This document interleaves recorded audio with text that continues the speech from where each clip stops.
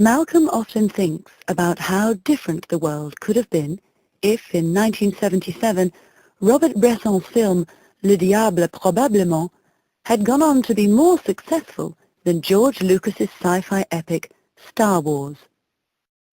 Under the heading Favorite Films, Malcolm's profile lists 14 films, the works that comprise the complete and inimitable oeuvre of the French master. As a result of this obsession, he is often prone to random explosions of shouting the word l'argent.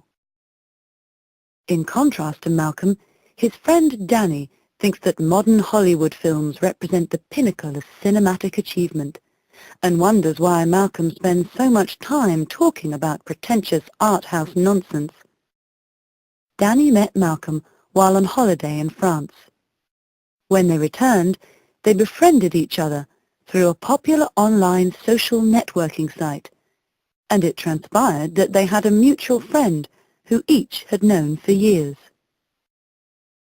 This friend, Marissa, seen here in the obligatory getting drunk photograph, has unconsciously managed to create a profile which conforms to a perceived level of profile normality in every conceivable way.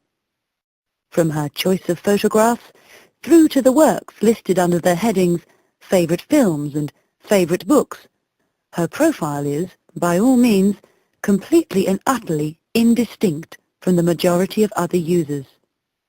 It should be noted, however, that this is in fact an unfortunate byproduct of the standardized profile format, as Marissa is, in every way, a fun and interesting person.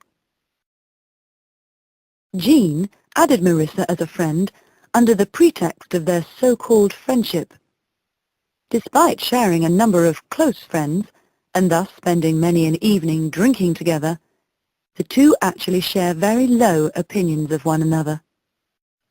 In general, Jean's friends list is comprised of many people that, like Marissa, she has added merely to shore up her numbers and thus appear more popular than she really is. She even recently accepted a friend's request from the girl that used to bully her in junior school.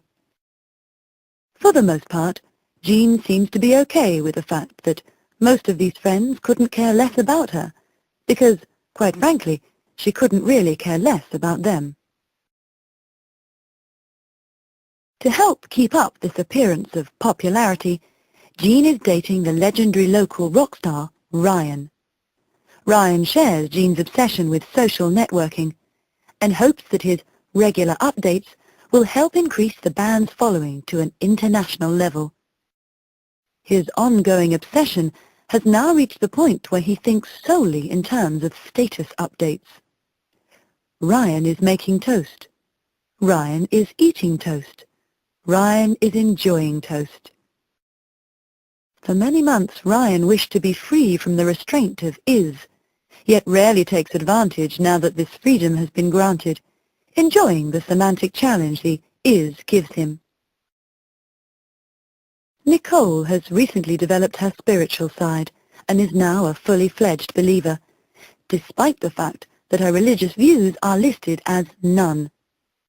This timidity is the direct result of the disrespectful and defamatory comments that many of her friends have listed under that particular heading.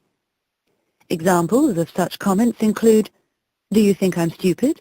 "Ha ha ha," and "the one down Mary's top."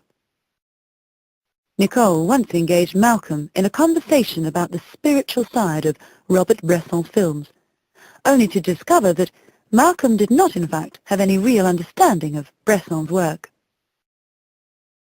At a party thrown by Nicole, Harvey was introduced to Nicole's friend Shelley. According to their friend details, they met randomly and bonded over a mutual love of Alexander Payne's Sideways, whilst ironically sharing a bottle of cheap Merlot. If this statement were more truthful, it would read, "They met randomly, and ever since then he wakes up in the middle of the night with a hard-on and brings himself to climax while thinking of her blossoming bosoms." Needless to say, Shelley is completely unaware of Harvey's infatuation. Matthew, listed by Harvey in the #1 spot of his top friends, is equally hopeless in love. Although officially here for networking, in reality he signed up in the hope of finding himself a girlfriend.